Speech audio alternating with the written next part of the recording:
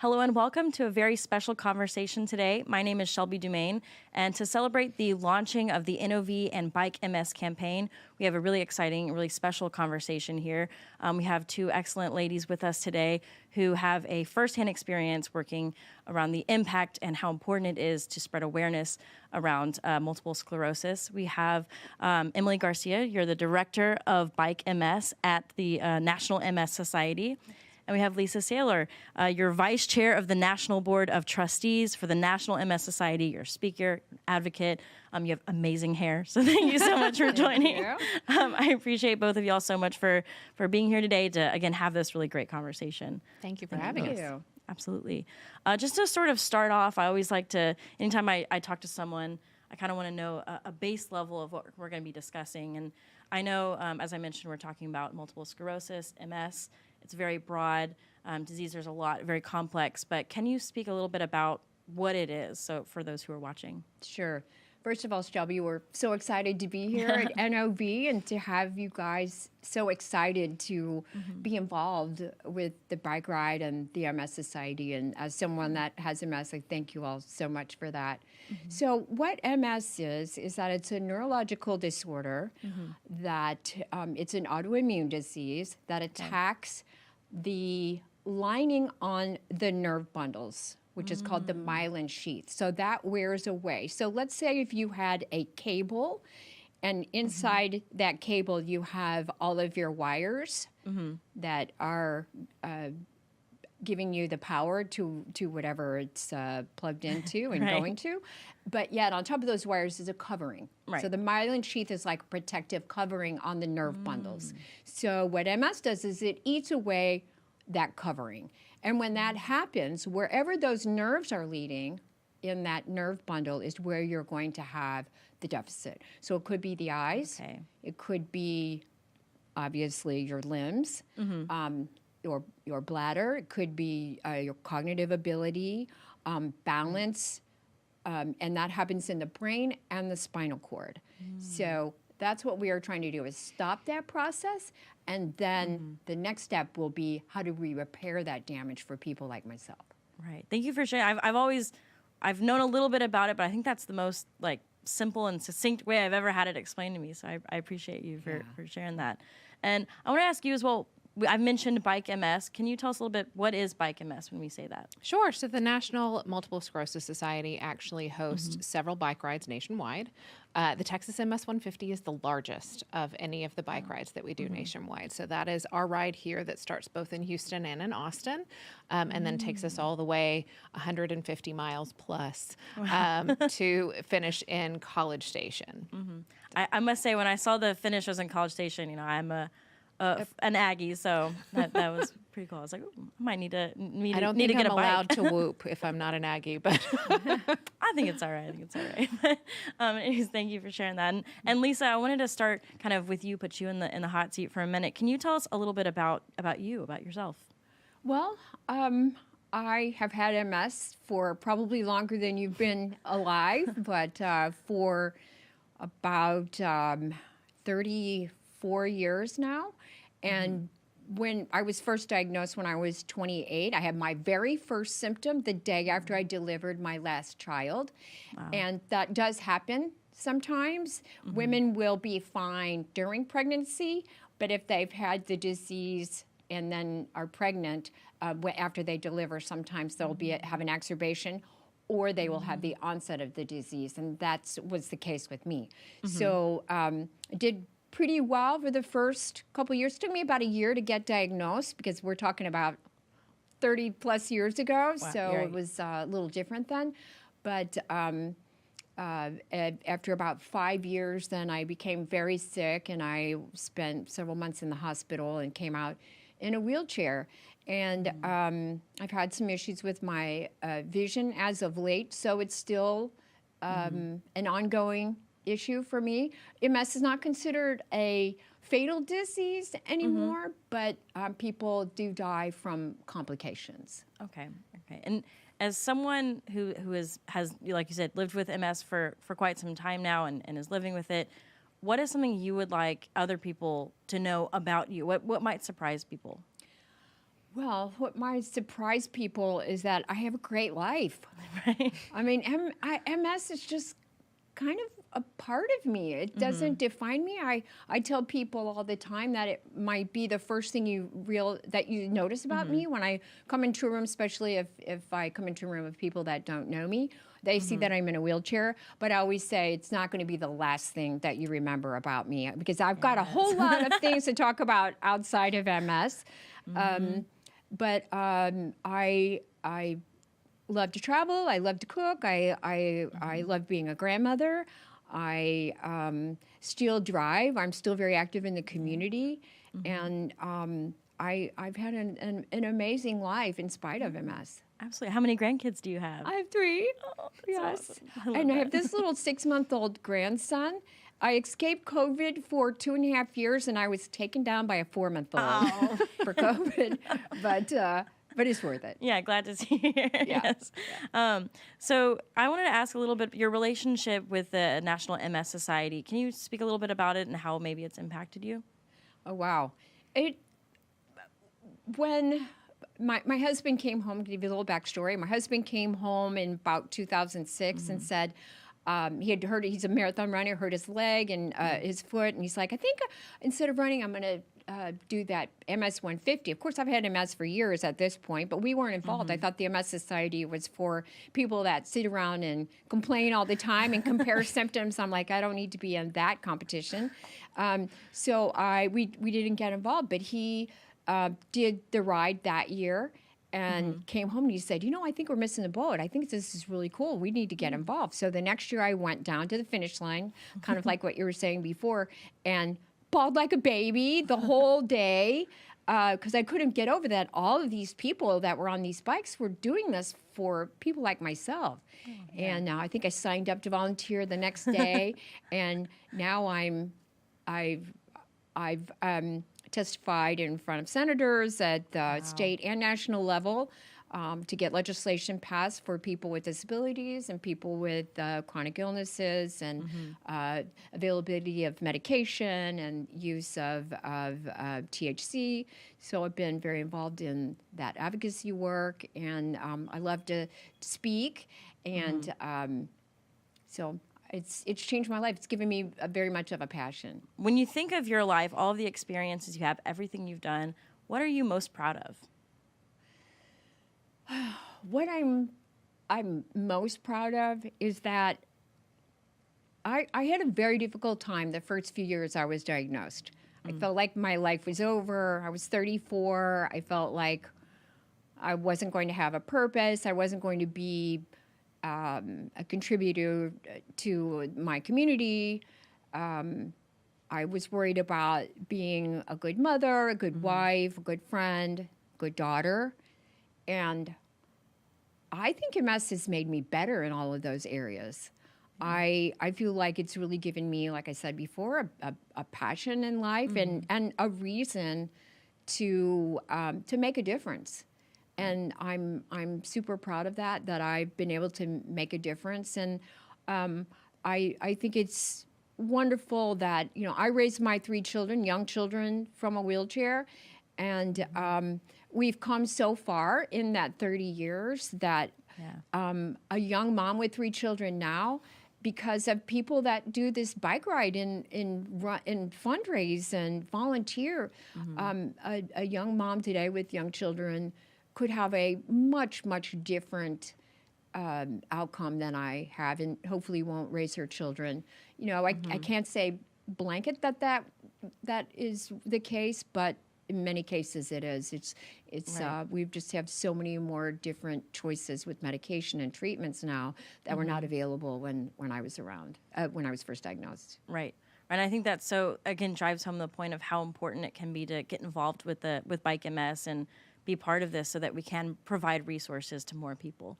So yes. I think that's really excellent. Absolutely. And I'm going to add, Shelby, that our bike ride alone, the funds that we have raised more money than any bike ride in by far than any bike ride in the United States with MS. And we really believe with any charity bike ride. Our bike ride is huge, and we raise tons of money. And our ride is responsible for several treatments that are out on the market. And I'm Wow. extremely proud of that. That the Houston and surrounding areas have raised funds that are really making a difference in the lives of people with MS today. That's amazing. I feel like I know I catch myself keep saying wow, but I'm learning so much, and it's all such good news to be hearing. So thank you for sharing that too. I mean, I think that's even more why we should all be bike riding, so we can find more resources, find more treatments and whatnot. That's really Exactly. Yes, we still have a ways to go and some work to do. A lot of the treatments are about stopping the disease right now, or preventing it from happening and prevent people from having damage. But we have a whole population of people that still need some options for how to reverse the damage. Right. And so some of the new research that's ongoing right now is how do we repair that myelin sheath that covers the nerves. Right. Like we said at the beginning, it's so complex, and there's so many different ways it shows. So yeah, you're right. There's still more to be done. Yes. Which, again, Yes. that's excellent. So I wanted to ask you, just to kind of start off, same question as we gave Lisa. Can you tell us about yourself? Sure. So I actually have only been with the National MS Society for less than a year, but it was a fantastic move for me. But I have been doing development and fundraising for most of my career for the last 20 years. I told Lisa this in the car. I said, but my dad joked that when I was born with my hand out, so at least someone is paying me.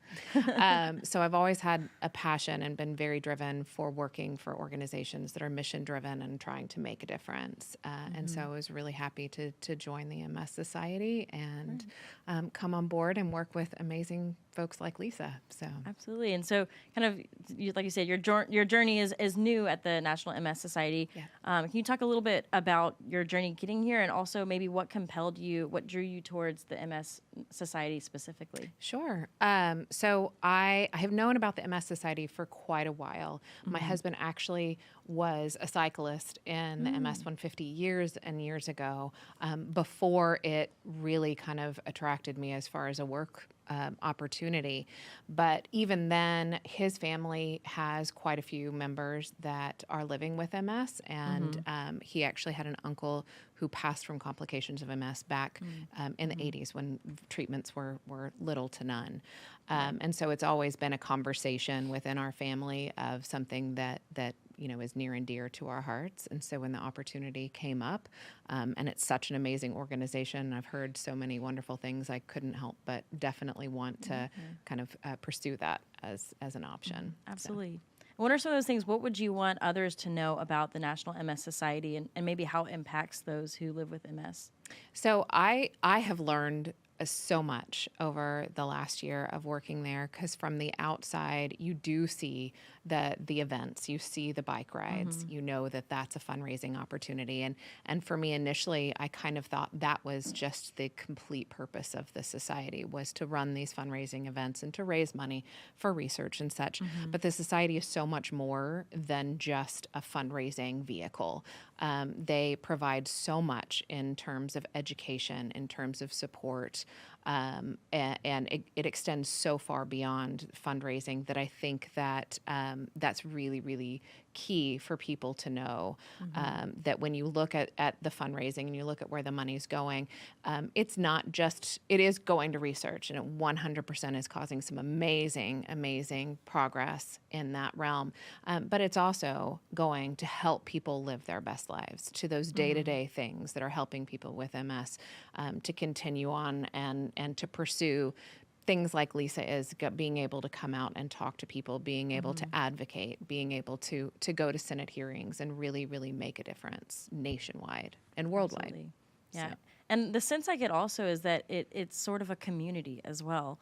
I think that's what, when I've gone to events, bike rides or walks that I've done for other groups, I think the community is something that I come away with a lot. Do you think that's true?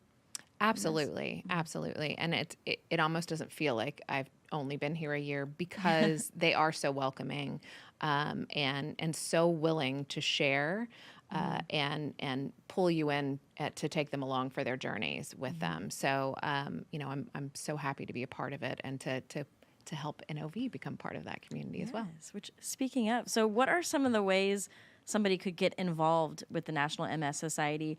And I'd say either as a bike rider, but also maybe for those who don't ride bikes. Absolutely. Well, Might be including myself I in do that. not ride a bike.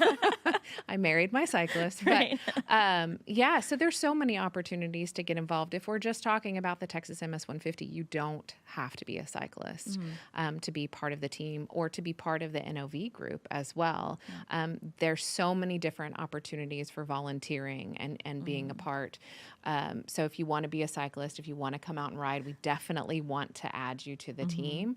But we also have tons of volunteer opportunities. The NOV team is going to need volunteers to join them as well. It's a 2-day ride and it takes a lot. So those teams really, really need the support of lots of folks to kind of make it a great experience for everybody. So I would just encourage everyone to go out and see what feels good, what feels right, where you want to kind of make a difference. And in addition, you don't have to be a cyclist to fundraise and participate. We do have a virtual participation option, and you can, as a member of Team NOV, be a virtual participant, be part of the fundraising, be part of the action, and not have to sweat it out over 150 miles. Fair. I love that. Yeah, I've already kind of preemptively signed up to be cheerleader for when they ride in. We need them. We need lots of cowbells. In addition to some other, at least cheerleader, I should say, at minimum. But that's really excellent. So I had some questions now. This could be for either of you. So feel free, whoever wants to jump in. My first question I want to ask: how did you two meet? How did you become acquainted? Well, I mean, Lisa is the cheerleader for our team. I will say that when you're speaking of cheerleaders. And I do remember the day you came in for the first time and I met you, just came in to bring in a donation that she had gotten. And it was everyone lit up in the entire room because she is such an amazing presence and such a fantastic human being that you can't help but smile when you're in her presence. I agree. I agree. And I will add that any of the staff are absolutely my friends. And they work so hard and so diligently, and their passion is contagious to me. And so when I'm around them, I know that the organization is in great hands. And I love just attaching myself to the staff because they just make me want to do more too.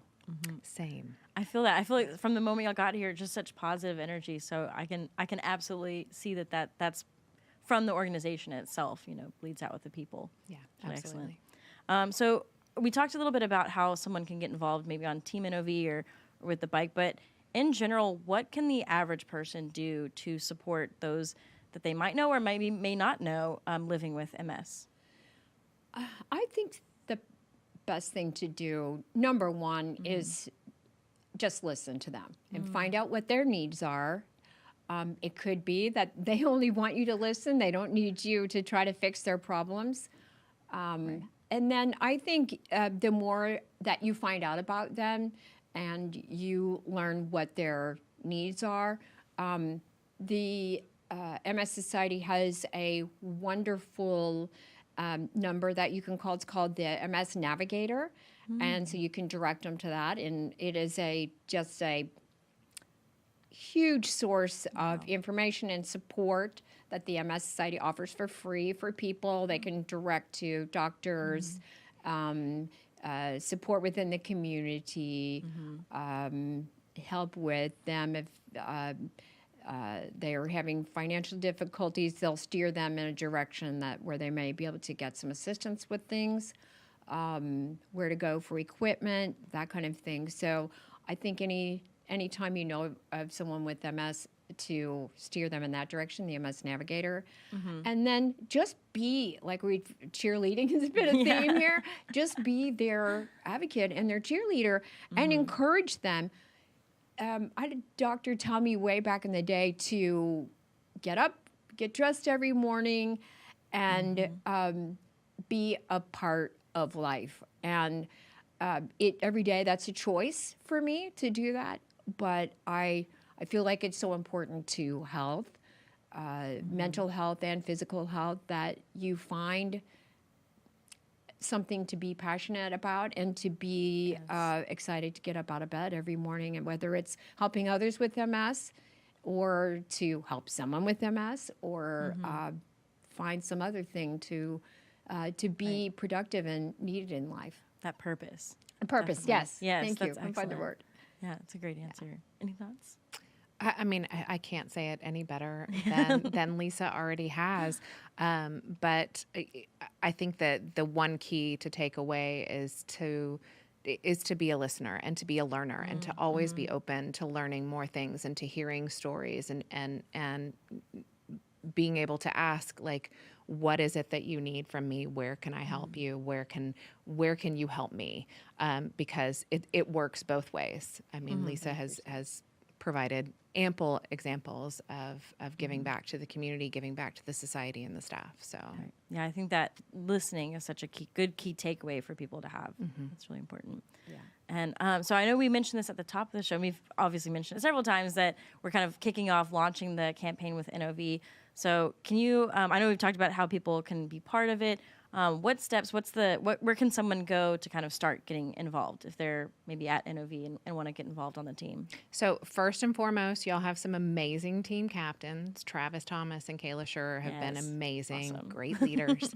And I know they've got some big goals for this year. NOV has actually had a team in the past, and y'all are coming up on a $2 million lifetime fundraising number. So, so it'll be really exciting if we can. That's kind of at least my personal goal is to get you guys to that number this year. So we need writers, we need fundraisers, we need volunteers, we need everybody to come out and join the team. So I know that they've got the link for that. I know we'll be share sending that. around some QR codes to you guys to share as well. So sign up to come out. And if you can't ride, sign up as a virtual cyclist. And there's no charge to register if you're virtual. Do it quickly if you do want to be a cyclist, because registration does increase the closer we get to the ride. But it's a great time to come and join the team and be a part of it. Yeah. no And doubt. Shelby, I want to add that, a hard things sometimes are difficult to take on because they can be so daunting. But I've been speaking for over 10 years to cyclists and teams and people that have been involved in the ride and all. And I have yet to meet anyone that regretted doing the ride once they were finished. So if you can force yourself to get on a bike and force yourself to do a little training, maybe a little bit more than a little training, and if you can force yourself to wear spandex, then not only will you not regret doing it when you cross the finish line, but I guarantee you will not have a dry eye. It is extremely emotional. It's emotional for the riders, and it's very emotional for all of us that are at the finish line that have MS when you come across and you experience that elation of crossing that finish line. And I can't wait to hear from your team members how I was right, and they're glad that they did it, and that they cried when they crossed the finish line. I know you're selling me on it. One of our behind-the-scenes producers, Wei Han Lin, one time said he thinks I should do it, and I laughed, admittedly. But now I'm like, okay, maybe I could get on a bike. It's been a little bit, but I could. Well, and Shelby, this year, we're adding some different route options that will allow people to choose different levels of distance. So it's not about, like, when I say 150 plus miles, you have options. Yes. I rode in 2019. Yeah. And I only did 25 miles. Okay, see, now I'm hearing how I might be able to get Yes, into it. there Okay, that's are ways excellent. to be involved and to ride. Yes. Absolutely. And that link you mentioned, we will have that wherever you at home are watching this. If you're watching it maybe on LinkedIn or YouTube, wherever you're seeing, we will have that link shared, so you'll have access to that. Absolutely. I wanna make sure I mention that. Absolutely. So, and I am the staff partner for NOV. Every single team has one member of staff that is kind of their go-to person to kind of help support. So I am open and available if any writer ever needs any assistance with anything. I'm there, so they can always reach out. excellent. Good to know. Well, is there before we head out? Is there any closing thoughts other of y'all have on working with the society or the Bike MS coming up? I have one extra thought. Once you start talking about any of your potential riders and volunteers, they start talking about the ride, people will come out of the woodwork that have MS, that know someone with MS, their mother, their father, their son, their husband, their wife, their aunt. They are out there, and you will be surprised to find out that they have a connection to MS, and that Right. will spur you on even more to do it and be involved. Right. That's excellent. You never know. Like, yeah. Exactly. Right. Yeah. That's And we excellent. do, as part of the ride, have what we call our MS champs and our MS ambassadors. That if people don't have a connection, we encourage you to ride for one of our champs. We give out bandanas to every single rider, and on that bandana is 8 to 10 signatures of people that are living with MS that are the champions for that ride. So every single person will take with them on that ride somebody who is living with MS. Wow, that's really, again, like I said, there's that community. That's the sense I'm getting from y'all, and that really anyone can join and be part of that community and help support and kind of help towards this great goal that we have. So Absolutely. thank you both so much for coming today and traveling to Navasota. I know it can be a drive, so I appreciate it so much. And it's been such an incredible conversation. Yes. Thank you. Well, thank you for having us. Yes, thank you for having us. Absolutely. And thank you, everybody, for tuning in. Again, we'll share that campaign link if you want to find out how you can get involved. And we'll see you at the Bike MS 150. That's right. April 29th and April 30th. There it is. Absolutely. Thank you. Goodbye.